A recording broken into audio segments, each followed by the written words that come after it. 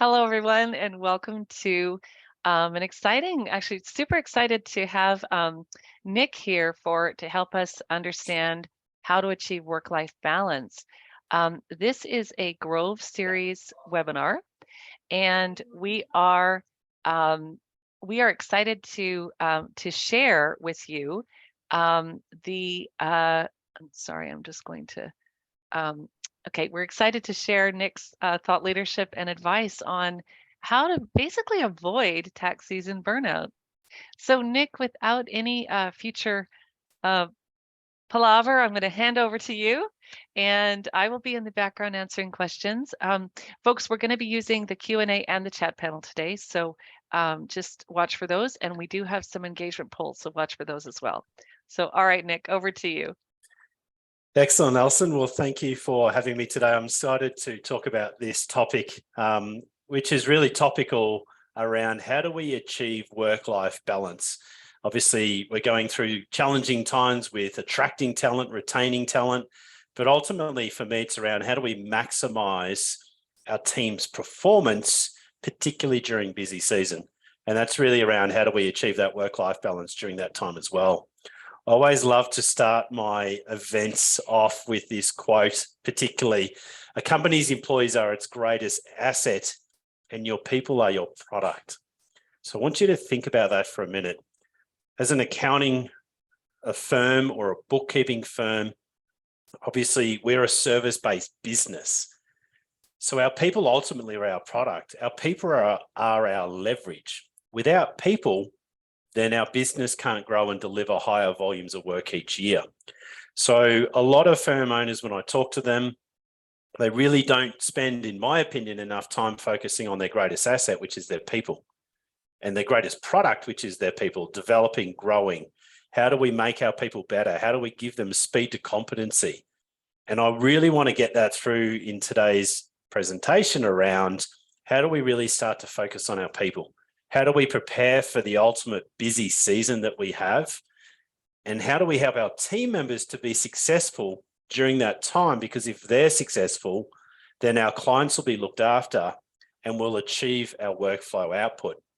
But if we just go into it without that mindset, then normally our people get burnt out.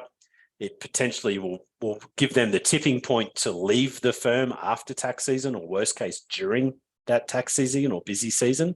So I really want you to start to think about your team members as your greatest asset, and the people are your product. And the more people we can attract to our businesses, the more leverage our business has, meaning the more people we can help. So for those that I haven't had the pleasure of meeting, my name is Nick Sinclair. I am the founder of TOA Global, which is a global offshoring business. We provide talent out of the Philippines and South Africa. We've got over 3,500 team members. We're in our 10th year of business. And my great passion is helping accounting firms to create teams and global teams and really be able to tap into that biggest challenge that a lot of firms has, which is attracting talent. Bit of background about me. I owned my own accounting and financial planning business. You probably hear it through my accent. I am Australian, although I am in Fort Worth at the moment. So I had my own firm for 12 years. I've been through the challenges of, attracting staff, retaining staff, all the challenges that we go through as firm owners.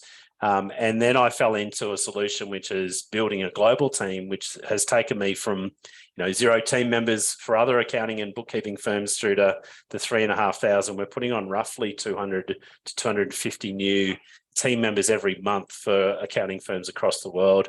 40% of our clients are in North America, and that has grown significantly over the last period of time. So I do talk to you from experience of doing what you do and going through what you go through in today's event. So Alison, we might launch into the first poll if we can. The first thing I want to find out from you today is how confident are you going into tax season? So are you very confident? Are you somewhat confident?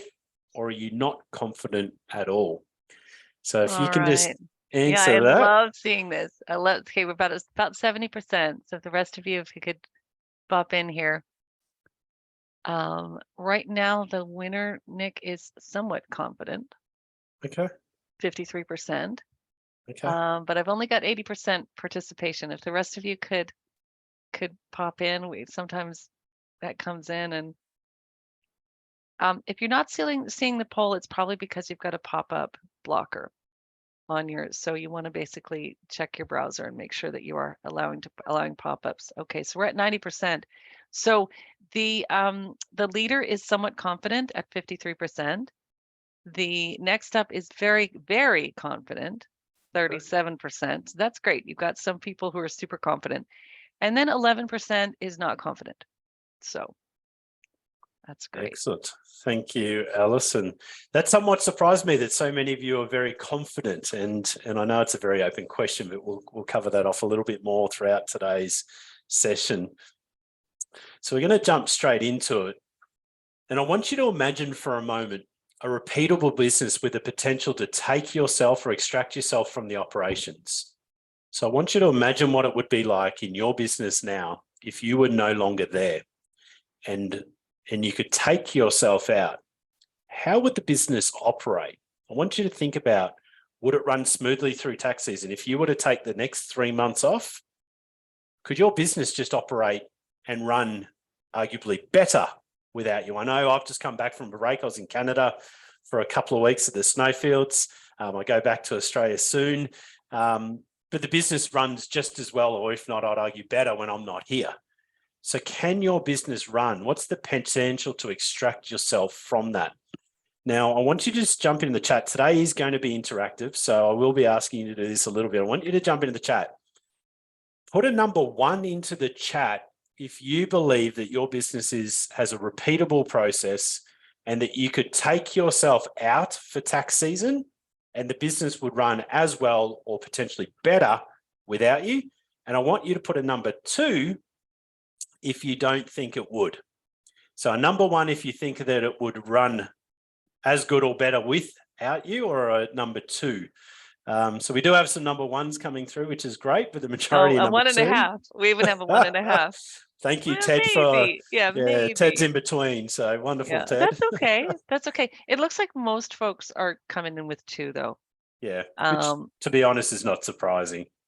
Yeah, so in other words, they are really the important piece of the puzzle. Yeah. Yeah, which is, and that's something that we'll talk about, is that a lot of firm owners are so key to the process that you can't take yourself out. But that is something that we're wanting to try and build, ultimately a longer term people strategy to be able to get you to do the role where you ultimately own the most, or provide the most value to a business. So in my case, I know that I'm not an operations person.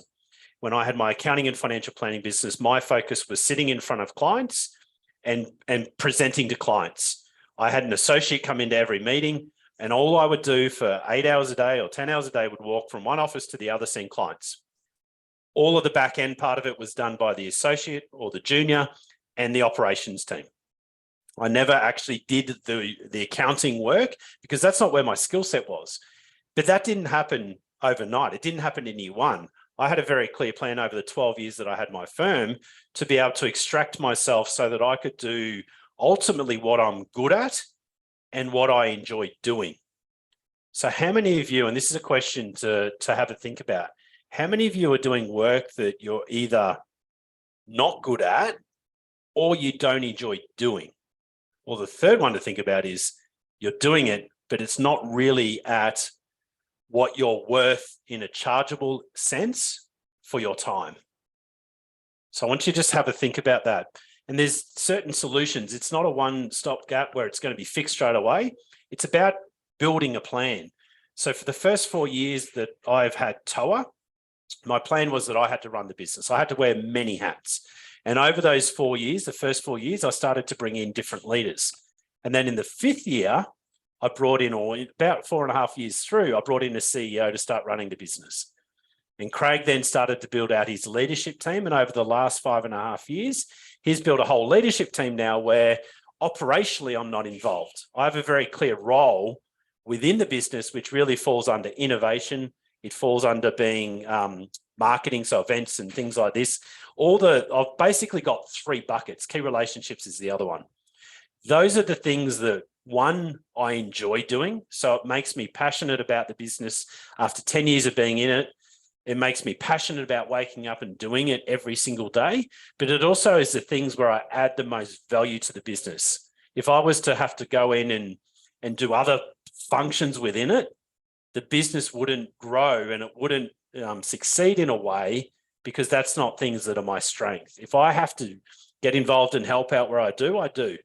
But ultimately, I had a very clear plan over 4 years to build the business to a certain point where I could start bringing on roles.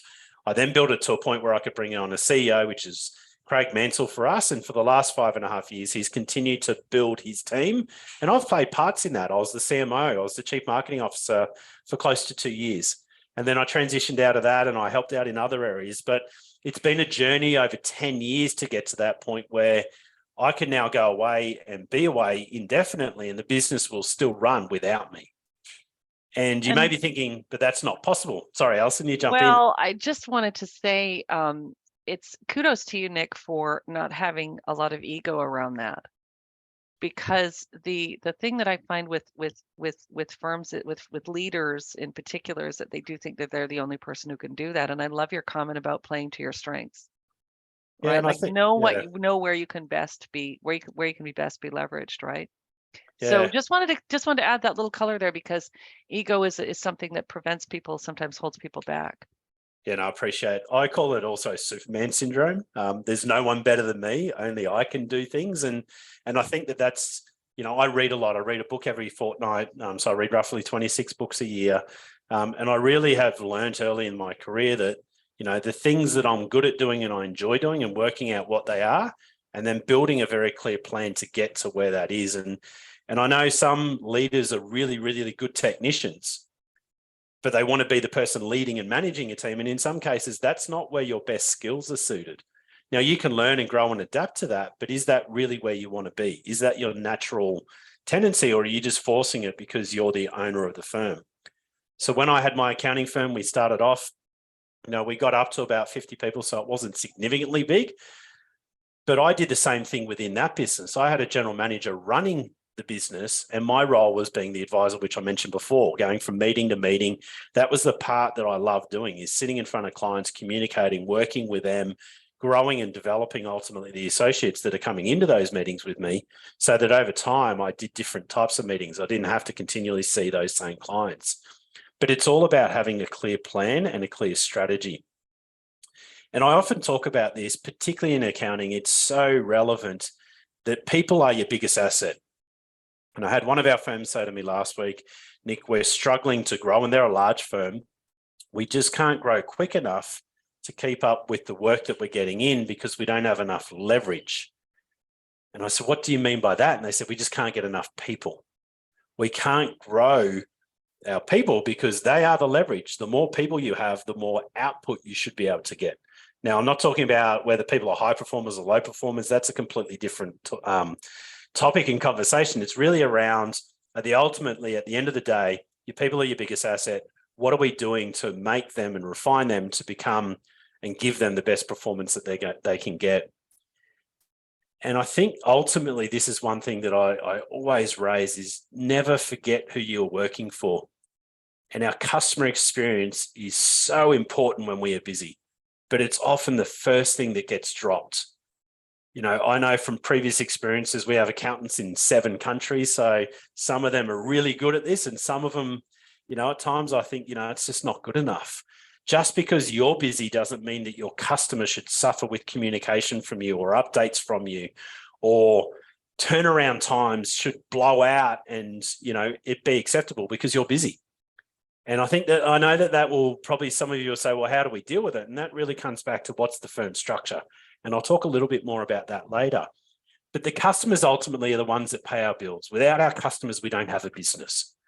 So how do we ensure during the busy periods where we're extremely busy, huge hours being worked, how do we ensure that the customers still feel important and that they still feel that they're getting an experience?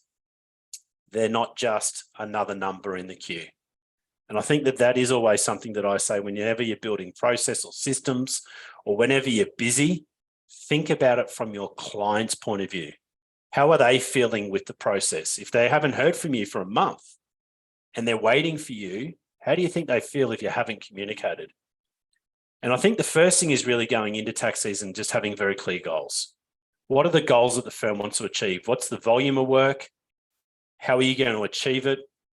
Being very clear with the whole team on what those goals and expectations are during this time. Hopefully you've prepared and you know what work's coming in, as opposed to just taking all types of work that come in. Be very clear on what is the work that you want to do during this period of time. How are you going to be able to manage that? Have you really effectively mapped out your capacity to deal with the work? Or are you just accepting when a client comes in and gives you the work that you're going to be able to do it? And I think that really comes back to that, having the very clear goals. And the reason I say this is that you only have 1,440 minutes in a day. And that's for every single one of your team members. So if you've got 10, then it's 10 times that. When we take out 8 hours of sleep, it only gives us 960. So it's really about how do we maximize the time that our team are at work? How do we maximize the efficiency? And how do we ultimately get everything done when there's so much to do in a short amount of time, with obviously clear deadlines? And that is obviously comes back to having that clear goal, being prepared, being organized and ready. And I think the question for me is, how will your team have a normal life this tax season? And the reason I ask this is I'm starting to see that this is a recruitment benefit that firms put. Come and work for us, work normal hours during tax season. I've seen ads posted where they show their team members at the snowfields or at different things during tax season because they have work-life balance. Now, tax season is obviously, I call it taxing. It's busy. There's normally more hours required. But making sure your team are going into it prepared, and if they have to work a couple of hours of extra overtime during the week, then just be prepared and structured for that. Give them the downtime either before or after it. But I think the main thing is don't have surprises. Don't just have the work coming in and your team working endless hours to get it out. More is not always more. And the reason I say that is people will burn out. People's effectiveness at work reduces with the more hours worked. There's plenty of research reports that show more hours doesn't equal more output. And the further we get into tax season, the more tired people get, the more mistakes they make, the lower their performance. So it's really about being prepared, and how do you help your team be prepared to go through it? I love this quote, and this is something that Brandon, for anyone that doesn't follow him, he has got some amazing content on Twitter and on LinkedIn. I will disclose he is a client of ours.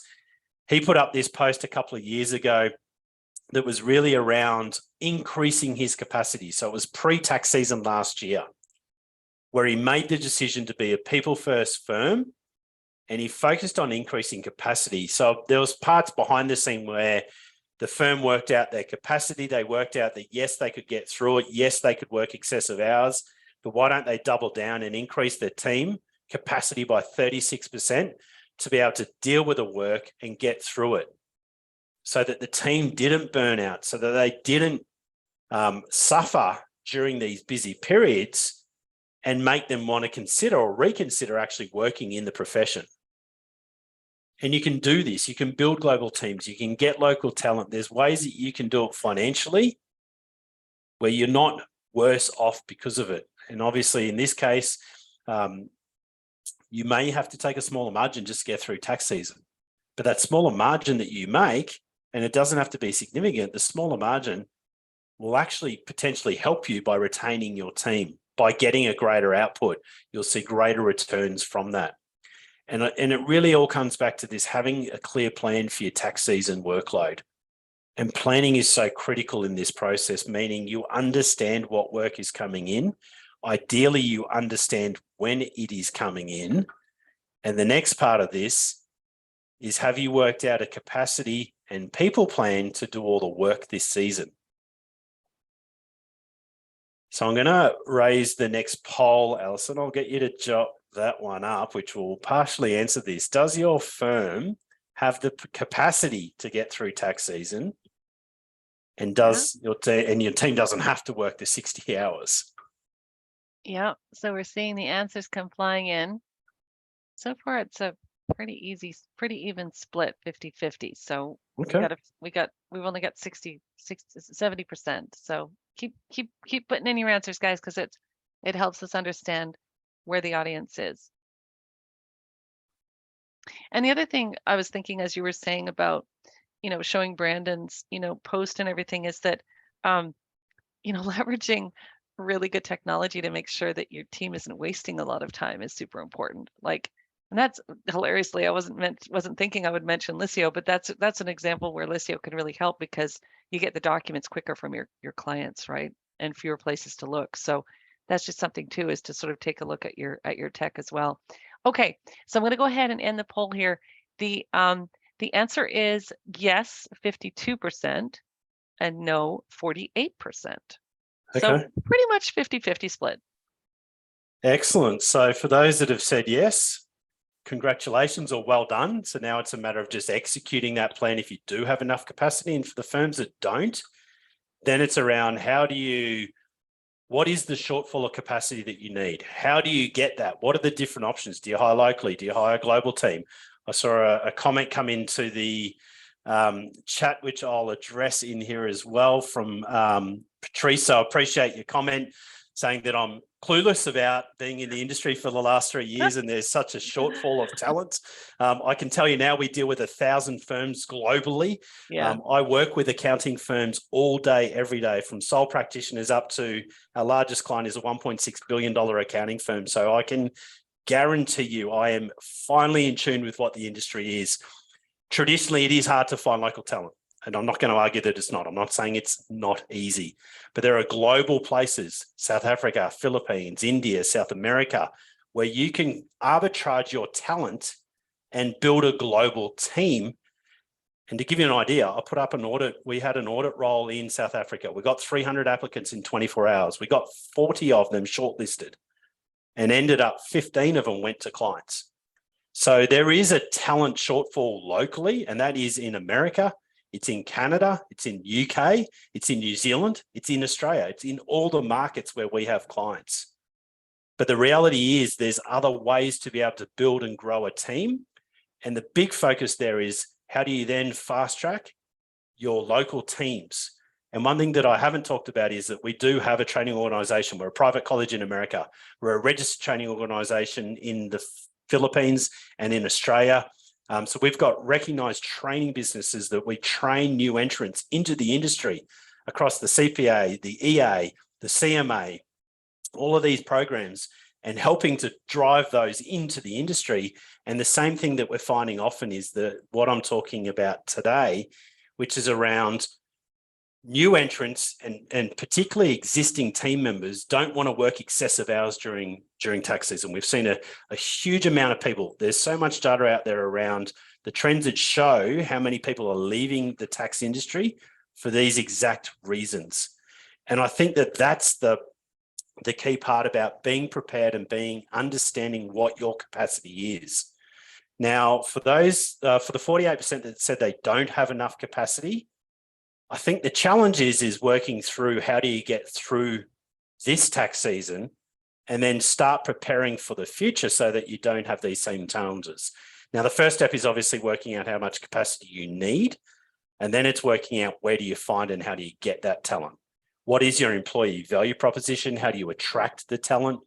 And then ultimately, how do you grow and develop them so that they can become, from a graduate to a senior quicker? For me, it's around speed to competency.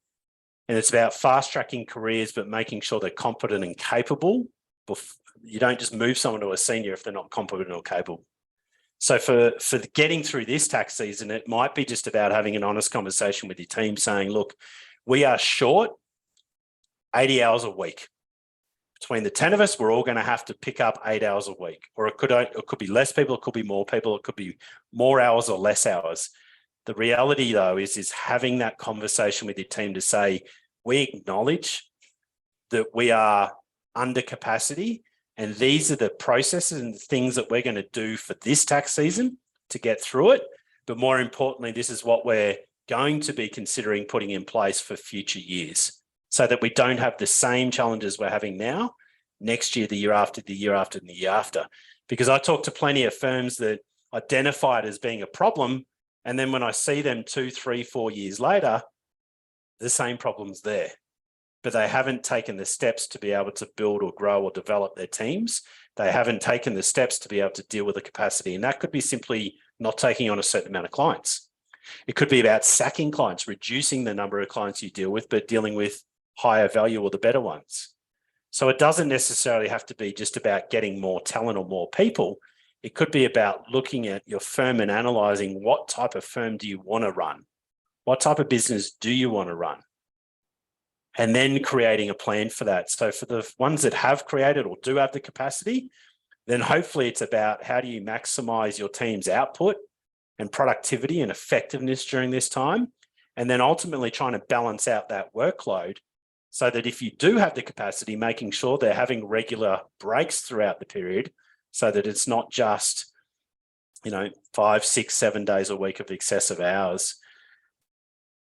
One of the things we talk a lot about with firms is team structure is so important. And having the right people doing the right work at the right time and ultimately at the right cost. And I want you to think about this for a minute. If you're a partner or a manager in a firm, or if you're a graduate in the firm, where at whatever level you are you doing the right level of work for what your hourly charge out rate is or for what your value is per hour? And I'll give you an example. One of the things that I identified with our managers when I had my accounting firm was they were spending over 70% of their time sitting in front of a computer, reviewing work, responding to emails, when their role description was really, they were the first line of defense. I call them the customer experience. So they should have been spending 70% of their time with a customer, not 70% of their time responding to emails. I speak to partners every day of all different size firms. The first question I ask is, how many hours a day do you spend responding to email and sitting in front of a computer? Is that where the best value of your time is for the firm? And if the question's yes, then great. But majority of partners say, no, I shouldn't be responding to email. Most of my email is just traffic management, meaning pointing it to the right people within the business to do the work that they need to do. It's responding to clients.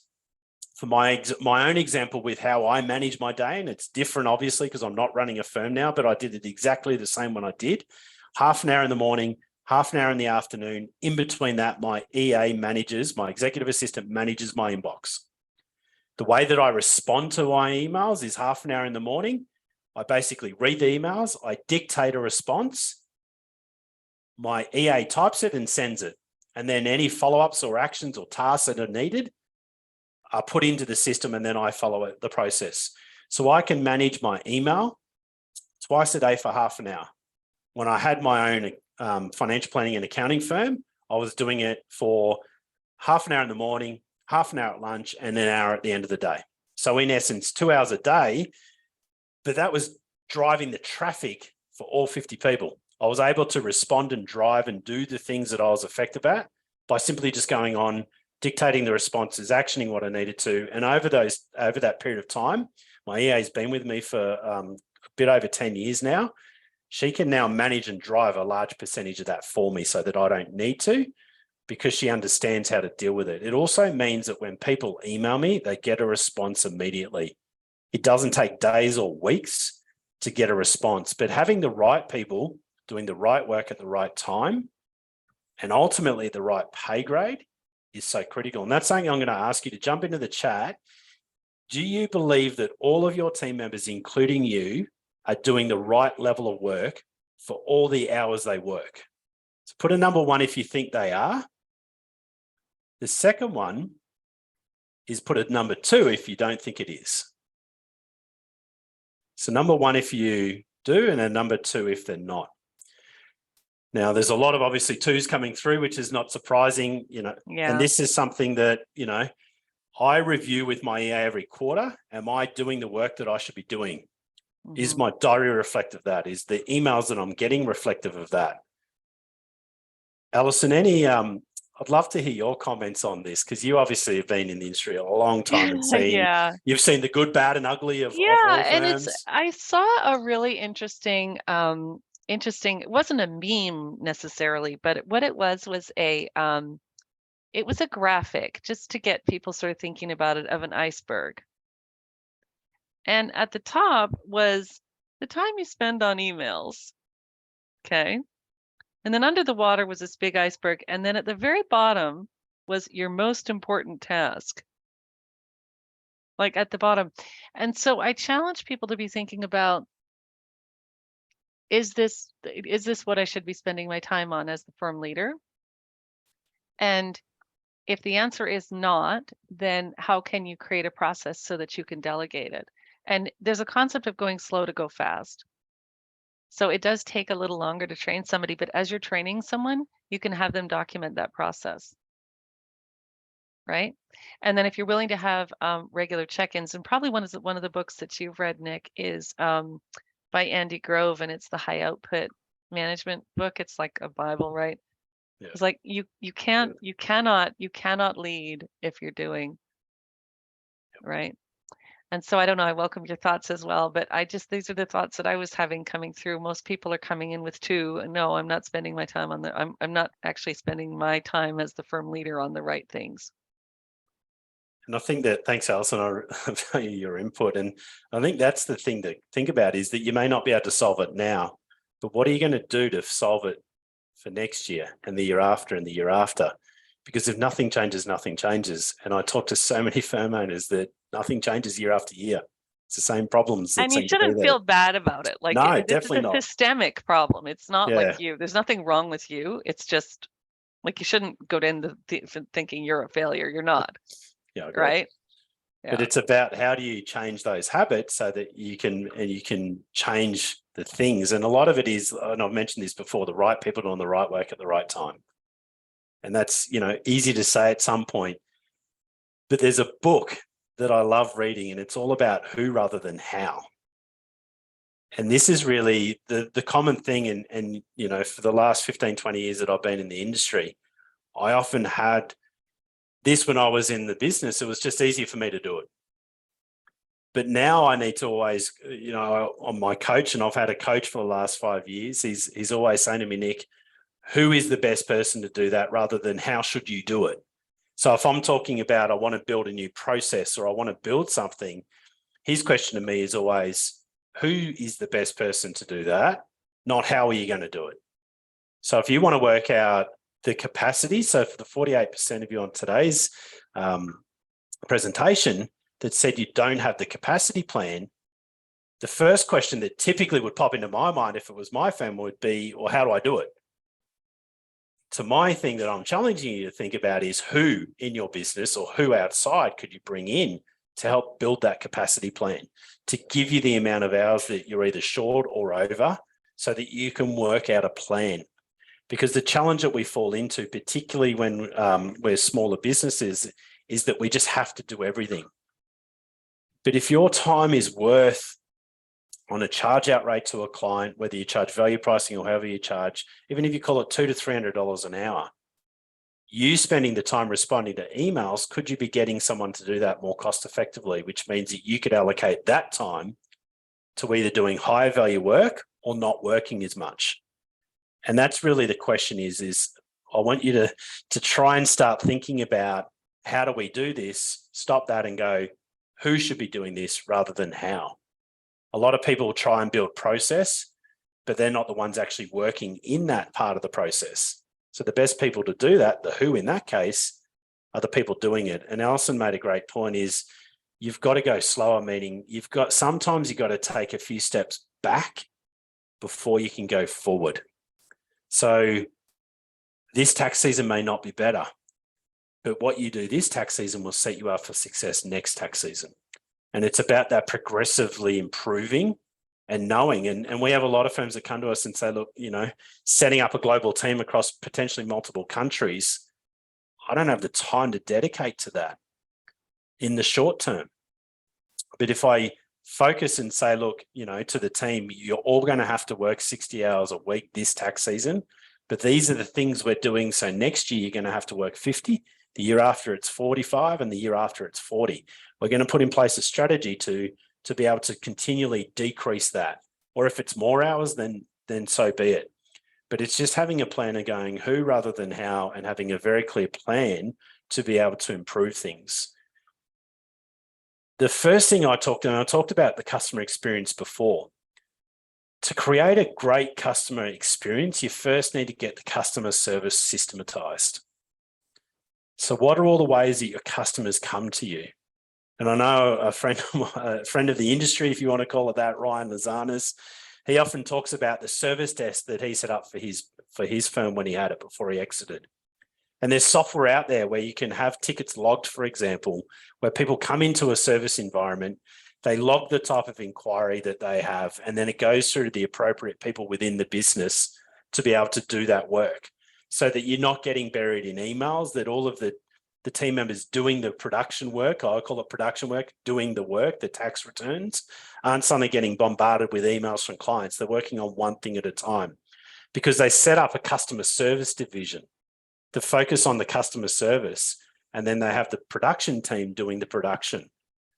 Yeah, Listio is a great way to corral all that stuff, Nick. So if folks are wanting to get their actual producers out of email, which I think is one of the best things that you could possibly recommend, is like let them do the work versus answering all the things, then giving your clients a drop dead easy way to communicate with the firm, and then having a dedicated person to respond to those inquiries. What you get then is you get visibility when you need it for the firm, but you get the productivity for the team that needs to be ring fenced. So it's a really great comment that you made. Can you imagine a customer service industry or a sales industry, working on email? You can't, right? Yeah.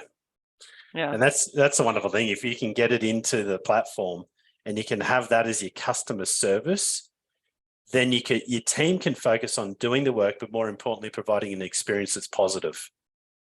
And like Alison just said, it is possible, but setting up these things are not just like you don't click your finger and it's done. So it's about, yes, you got to go backwards, but imagine you took all of that workload off your team. So I want you to think about that for a minute. How many hours a day would each of your team be spending in front of their computer on emails from clients? I want you to put in the chat roughly how many hours for each team member, or you could just put a total number of hours that the firm would be spending a day. Is that per day? Are you asking per day, or are you asking per week? Per day. It's probably the easiest one for us to calculate. Okay, so per day. So everyone put in how many hours per day is each team member spending in email? 1.5, so we've got 2 hours. 0.2. That's a good one from Rayfield. Well done. 2 from 3. 2 to 3. Mm-hmm. So if we're assuming an 8-hour workday, 3 to 4. Oh, there you go. It's it's chiming in with the 30 to 40, the 40% that Thomson Reuters study, that accountants and bookkeepers are spending 40%, up to 40% of their time just gathering information from clients and answering their inquiries. Yeah. So imagine you invested the time to put the technology in place so that your team could get those 2 to 4 hours back. And then imagine what they could do with those 2 hours to provide a real experience to your customers. And imagine those customers then talking to other customers like them, because most firms don't do this. And that's the benefit where it's easy in a way to stand out. And I think it's the whole equation around, leveraging the team to maximize their effectiveness is really around leveraging the technology out there to help them.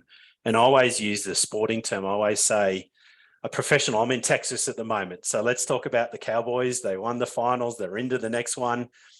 They have amazing facilities and they have an amazing team. Some would argue not. But if you were to give a professional sporting team flat footballs, the worst gym in the world, the worst equipment, would you expect them to be high performing? Now, think about your business, think about your role within the business. If you don't give your team the best tools and equipment to be successful, how can they be successful? And that really comes back to, getting the technology, giving them the tools, giving them the success, making sure they're working on the right type of work, making sure that we're cutting out things like, 2 to 4 hours worth of time every day. And then you can focus on the customer experience, which I am so passionate. I love talking about. That is one of my favorite topics, is talking about customer experience. Anytime I go to a hotel, in fact, I just came back to one this week. I went into the room, there's a handwritten note from the general manager welcoming back. I spent I think it was about 8 weeks last year in this hotel. I got a bottle of water. I got some, they know what I eat when I'm there. So it's just that experience. It doesn't have to be much. I know it's a process because every time I go there, it's the same thing. It's just a different message, but it makes me feel important and it makes me feel good. How do you do that with your clients, and how do you focus on the experience that they get? The first thing is getting the customer service right. The secret to removing yourself from the day-to-day is systems and process. You can automate your culture in a lot of ways. The process, the things you do for birthdays, anniversaries, do you understand your team members' kids' birthdays? What's important to them about family? What are the important things that they need to be at during the year? And a lot of that is just a process and system. But have you spent the time that going slow to really remove yourself by building those systems and process? Like I said, it took me, 4.5 years to get to a point where I could bring on a CEO and then transition out. So having that longer term plan is something that, for me, being as structured as I am, I understood all the things that I had to get automated and systematized, and then bring in someone that could, the who, in essence, to then go and work out the other hows. One of the ways that we see, and this is something that I've worked closely with a guy called Rob Nixon. Some of you may have heard of him. He's been a coaching accountant for many, many years, or over 20 years. And there's a methodology of what he went through. It's around, you never start a job before you've got all the information. So it's gathering all the information before starting. So when I had my firm, we wouldn't start a job until we had everything from the client. The clients knew coming into tax season when we were doing their work, the week we were doing it, the deadlines for when we needed the information, and that they knew as soon as we had that, they knew the rough timeframes of when we would have it completed. And then we had pre-booked in appointments where we would then present the financials to them. So it's gathering all the information before starting. Self-imposed deadlines and communicate it to the team and the client so that everyone knows what's going on and when. Now, when you first start this, it's a bit more challenging. There's a fair bit of admin work in obviously getting the schedule together, depending on how many clients you have. But the reality is that you can then start to prioritize based on your clients' needs when they need the work. So the ones that need the returns and get the money back quickly, they go in first. It could be some of your larger clients that it's less important to do it in, the middle of February, could be the end of April. Leading into the end of April, so that they're lodged just before the deadline in the middle of the month. It's one job at a time worked on, it's uninterrupted time. So I'm not juggling jobs. I'm not getting emails from clients on different types of jobs. I'm just focused on one job at a time, and I'm having dedicated blocks of time, meaning I work an hour, I have a 10-minute break. I work 2 hours, I have a 10-minute break. Whatever that structure is that works for your team to be most effective, how do they work so that they can purely focus and get it done? A lot of it is productization of your service and your offerings. And you'll see this globally with a lot of accounting firms that have, one package, most popular package, which is the middle one, and then the third package. And then you customize additional services above and beyond what the standard is. It allows you to productize your offering and then systematize how the firm does it. So there's what I call a rinse and repeat process every time that you do that type of tax return. The last thing is really driving technology. How do you maximize technology for both the client's process and experience and the firm's? And the reason I say that is a lot of the time we build process for our own business. Craig, our CEO, often refers to within our business, we're doing business with ourselves, meaning we're creating and doing things because it benefits us, but we're doing business with ourselves. We're not thinking about our customer. How does that make them feel? How does that process work for them? Is it a better process for them, or are we doing it because it's a better process for us? So it's really around how do you maximize the efficiency and utilize technology. We've already given you one solution in today's around email, how you could save 2 to 4 hours per team member every single day. So when you look at the stages of workflow, you've got preparation, you've got setup. Typically the setup is being done not by the accountant, but by an administration, client service person. You've got the doing work. We've got the selling. And what we mean by selling is when you're presenting the financials, you're giving the advice and you're explaining to them what it means. Now that could be face-to-face, could be via Zoom. I've seen firms do it by a 10 minute video where they're just explaining what the financials are. And ultimately that's your opportunity. If they need additional services based on what the financials and what the returns are telling you, and you're not doing those services at the moment, it gives you the ability to be able to talk about them and plant the seeds. It may not be now that they take those services up, but they may have that pain point in 3 months, 6 months, 9 months, 12 months. It could be 2 or 3 years of explaining the same thing that you're seeing before they go, you know what, we need to tackle that and deal with it. We will engage you to do that. Then you've got your internal process around all of those first 4 steps. And they're really being structured and organized to be able to really get into the workflow so that you're only working on jobs when you work on jobs. We're going to jump into the next poll, Alison, if we can. So how does your team feel coming into the next tax season? Are they pumped and excited? Are they worried? I'll use an Australian term here. They're not phased. It'll all work out. So how do they feel? Because you've told me how the firm feels in being prepared for it. But if I was to ask your team members, what would they actually say?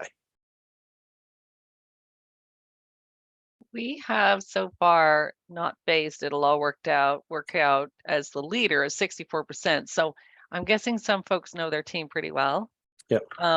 It's also possible that we have solopreneurs on here too. Yes. So they might be the team. They're like, I've survived them before. I'm good. I'm good. Yeah, this too shall pass, right? But what's really interesting is we're not seeing a lot of people who are pumped and excited. So 12%, and 29% so far are worried. And so if the rest of you could, we've got 75% participation. So if the rest of you could pop in, sometimes that sways it quite dramatically. But that's great. Yeah, 59% not phased. It'll work out. 29% worried and 12% pumped and excited. Yep. So I'm glad. Excellent. I'm glad that folks are pumped. That's so good. It is, and that's on really how you want your team. But I'll challenge you all, and it's often, and to be honest, I'll fall on this trip. I think our culture is amazing. I think it's great. And then we actually ask our team and we find out that it's probably not as good as what my feeling is all the time. So one takeaway I'd love for you to do is actually ask your team about this. Ask how they are feeling. Yeah. Because if they are worried, you want to be able to deal with it. You want to be able to tackle that on and give them the confidence that they need to get through it. And Sheila makes a really good comment in the chat. I don't know if you saw it, Nick. A little worried. It's been a hard 3 years. Yeah, everybody. Full empathy with that. Yeah. And there's a lot of empathy. Diane and Patrice and Michael are chiming in. I'm just tired. There's a lot of folks are. So think self-care is an important thing too. So that's really one of your messages as well, isn't it? Yep. And that's really around, acknowledging where you're at right now. And it has been tough. The government didn't help. The virus didn't help. All these things didn't. But my message is how do we change that so that the next 5 years are not like that? How do we make small incremental changes every year? If we make a 20% change every year, in 5 years' time, we're going to be 100% better than where we are today. Yeah, Sally doesn't apply anymore, right? Same as last year. Yeah. No Sally, no Sally in the allowed. And that's, I think the key thing is ask your team how they do feel, because if they are worried, help guide them through that. If they're pumped and excited, help them to create that across your whole culture. If they're not phased, it will all work out. That's okay, but you want them to be excited. How do we get them to really be going into this going, you know what? It's like our championship. We've trained all season, and this is the winning period where we really win. This is where the hard work is going to pay off. Now, not everyone's going to be excited. That's the reality. But what we do need to do is make sure that they're okay and that they know that we've got strong plans to get through this. And it ultimately comes back to managing that human performance. We can either have a high-performing team, we can have a low-performing team, or we can have an average team. And it comes back to the way that we manage and drive the business and the people and the culture, and ultimately our process and systems that really drive and maximize human performance. I spend a lot of my time focused on how do we get people to competent quicker, that speed to competency. How do we progress careers quicker, but while making sure they're competent, capable, and our clients are getting the best advice? And it's really around that performance, around human performance, which we know for people to maximize performance, we need to manage the team's workload and time off. We need to make sure that I know my burnout rate is 10 weeks. So I work a lot amount of hours, and I love doing that. It's part of the problem. But I know that every 10 weeks, I need to have 1 to 2 weeks off, because if I don't, I'm less effective. I've understood over time the effectiveness of where I'm most effective, when I'm not. Is it 12 weeks? Is it 10 weeks? Is it 8 weeks? And for me, it's 10 weeks. If I go to 11 or 12, I start to become, I suppose, not negative, but I have a detrimental effect on the culture of the business, because I get shorter, I get sharper, I get more, I suppose, just blunt responses. So for me, the business doesn't want me there. I know that I need to take those regular breaks, but you need to manage that for your team as well. You need to manage your team's energy during these times. If you're turning up to work tired and down and deflated, then that's going to have an effect on everyone else. If you turn up excited, if you turn up saying, look, we've just made the, we had a massive win yesterday. We got 15 jobs out the door. We had 3 new clients come in. Your energy is contagious. So even though you may not feel like it, you need to be excited. You need to drive the energy within your team. Doesn't mean you have to be bouncing around the wall, high-fiving everyone. It could just simply be that you're driving positivity. You're driving that we're getting there. We're getting through the work. We're getting their team. I appreciate the value, how much time you're spending to help our clients during these periods of time. The energy starts at the top. You can organize things like yoga, meditation, or 1 activity a week. I've seen plenty of our clients do these sorts of things during tax season, where they'll come together and just do meditation or yoga once a week. They'll bring in an instructor. It could simply be it's a team lunch. There's a range of things you can do, but make sure you take the time to have a break, come together and connect. But really, it's about maximizing the downtime so that you can maximize when you are working. Schedule days off for your team. I had a client I spoke to about this yesterday. He said, Nick, we're going to be working overtime. How do we have time off? And I said, you need to understand everyone's different. Some people need more regular breaks, as opposed to I'm 10 weeks and then I have 1 to 2 weeks.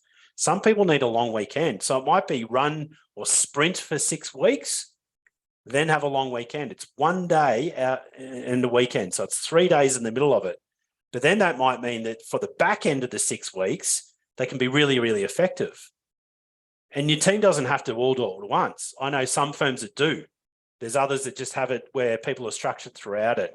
So schedule your team to have some break during the busy period, before it, after it, whatever that structure is for your business. And if you're a solopreneur, then it's about, when are you going to take the downtime? Yes, you've got a lot of work, but you can work a lot of hours and not be effective. And that could be just because you're tired. So make sure that you allocate time for yourself. Set clear KPIs. Can your team walk in every single day to the business and understand what success is for their role and for the business on a day-to-day basis? I know a lot of firms that do this really well. Success for their firm is a number of jobs out the door. It could be a number of clients worked on. What are those KPIs so that people know and can measure what success is? and gamify it, make it fun. I know that, I've seen some of our clients, again, they have a chocolate wheel within the business, and now they do it virtually for firms that are virtual versus in office. You can still do things. Buy a chocolate wheel. You can buy them from, or build one, however crafty you are, and put different prizes around it and gamify it so that when people achieve something, you spin the wheel. It could be that you get a client referral. It could be that you get a job out on time and on budget. It could be that, you got all your work done in 40 hours instead of 50 hours this week. It could be that you've been able to support and help other people within the business. Gamify it and make it fun. If you drive that energy and you drive the excitement, it becomes a lot easier to get through the tax season. So chocolate wheels are one, ring the bell or ring the gong. So whenever we create a new career, we ring a bell if we create one career. If we ring a gong, if we create two careers. So that's a way that we can gamify and really bring energy into the whole business. And our whole business gets to enjoy and be part of that. There's games, you can have prizes. I've seen a different way of firms being able to do this. But I really want to summarize and wrap up everything we've gone through today.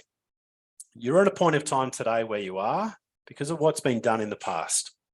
Now, a comment obviously around we're tired, the last few years have been tough. We acknowledge that. It's been extremely tough for us with our workforce as well. But my point around this is, how do we start to increase and improve things so that in 1 year, 2 years, 3 years, 4 years, 5 years, we're not in the same position? And I always leave this quote with any events that I do. If nothing changes, nothing changes. Now, it doesn't mean you need to go and change things right now. Your takeaway might be, we're just going to put in place the technology to get rid of emails. And that's going to save our team an hour a day. So 5 hours a week, so they can work 5 hours less in overtime. Now, you may not be able to implement that quick enough. Alison, you can probably talk to that in time for this tax season, but that's okay. Just communicate with your team that you're going to get through this tax season together. You're going to have some fun along the way. And then at the end of that, you're going to reassess and you're going to implement these tools and technology to help them be more effective, to help reduce the number of hours they work, and to really drive the excitement and the fun back into the business. We work so many hours, and I think that I want you to remember this. The job you do as accountants and bookkeepers makes a significant impact not only on the business you serve, but the communities that they serve. And we're not rewarded enough as accountants and bookkeepers. We influence and have such an impact on the communities and the businesses and the economies. So never forget that. You're not doing financials. You're helping a small business help their clients. And get your team thinking about that, getting your team driving behind it, particularly on the bad days when times are tough. And thank you for all that you do, because you are ultimately the ones that help those businesses to survive and ultimately thrive. In the next few years, it's going to be tough in the markets and the economies. But how can you, in your business, realize the bigger picture of what you do actually do to help them get excitement and get your team driving behind it? So please take something away from today, implement, because if nothing changes, nothing changes. Take one thing away and just put it into place. For anyone that wants to have a chat to us, I'll get Alison to pop up a poll. If you want to chat to us about how you can build a global team, we're more than happy to help people with that number one challenge.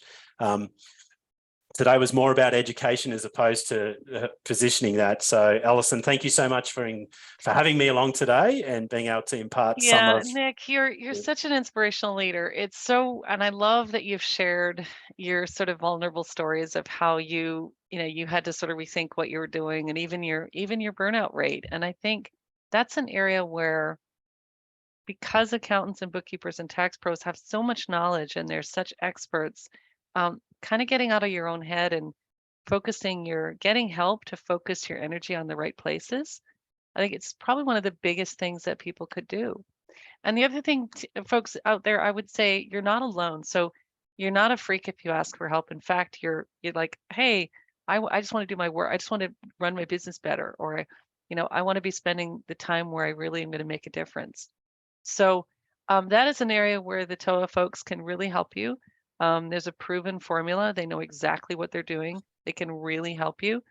And it's interesting. The one thing I want to add last is that if you do choose to have some of your team, offshore, they're still your team.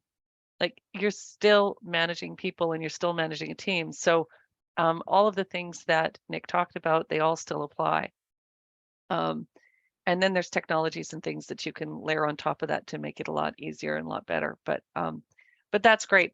So thank you everybody who answered the poll. I'll go ahead and close that now.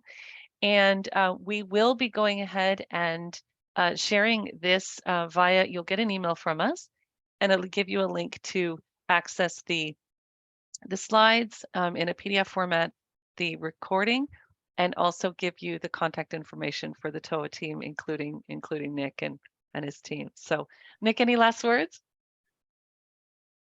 Again, I'll just come back to if you don't implement anything, don't expect any changes. So that, and who, not how. So who should be doing this, not how should I be doing it. Not how. Perfect. And there's people chiming in here saying thank you, great presentation. So I really appreciate it. Thanks everybody for your interaction, and I'm going to go ahead and end the webinar now. All right. Thanks everyone. That's awesome. Thanks everyone.